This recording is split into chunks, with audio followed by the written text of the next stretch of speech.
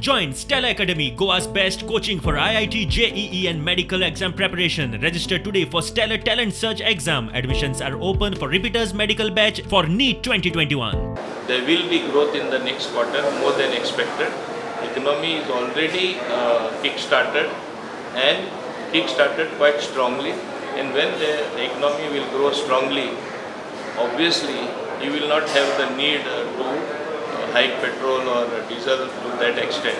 We are waiting for that situation. When we have that happy situation, it is not the intention of any government for that matter, and nevertheless not our government at least, to tax the people more in terms of high petrol or diesel prices. Everyone is well aware.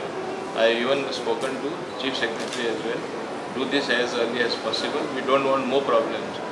As the tourism season will pick up more and more, because we are almost out of the pandemic, and in that situation we need to get more tourists, more footfall, and for that you need I should say a very good transport service, and that includes the taxis.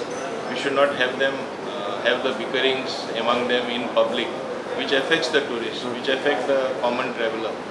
So that has to be something of the past. So to streamline that, if the things are not streamlined as far as handling the thing is concerned, then definitely there will be problems.